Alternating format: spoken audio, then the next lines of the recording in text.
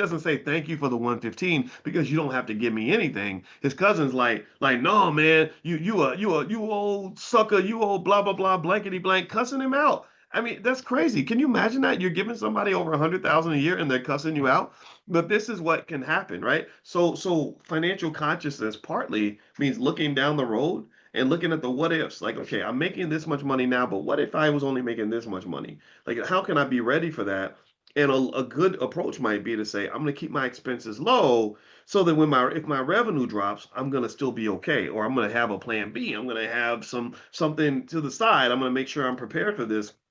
And a lot of athletes they get slaughtered financially because they are not prepared. They are not prepared for life at the age of 40 when don't nobody want to see you dunk a basketball no more. They don't replace you with the newest 23-year-old, and now you still got the baby's mamas who are expecting to maintain the lifestyle to which they've all become accustomed when they were all trying to sleep with you. So ultimately, the baby mama, baby daddy culture is a massive, massive problem for the black community. I'm not saying that I'm judging people. I get it. You could say technically say my mama was a baby mama, right? And I'm not here assessing blame. I know it's complex, but really, if you really want to understand wealth, you should understand family structure and figure out what does that take to really be conscious about how you build family. Because if you build family the right way, it can be a massive wealth driver. The richest families I know are families where the children and the parents are all working together and they're making money together and all that stuff. And it's beautiful to watch.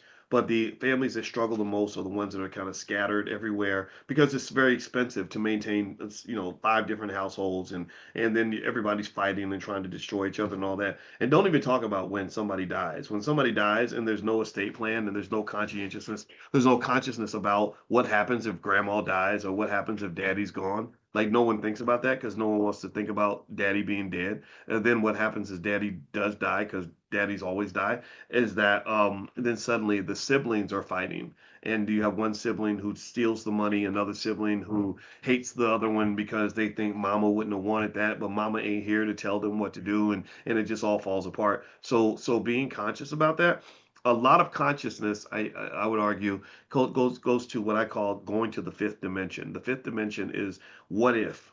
What if, right? The first three dimensions are, length, width, height, and time, let's say. And then the fifth dimension is possibilities, like all the things that could happen, all the things that could have happened, whatever, and sort of meditating on that and saying, okay, well, what if mama dies? What if daddy dies? What if I get sick? What if we all die in a car crash together? Like right? And you prepare for these things. This is the world. This is the world I live in. This is what finance does. If you do anything with us with stock options, how many of you make money with stock options? If you make money with stock options, you're literally making income from the fifth dimension.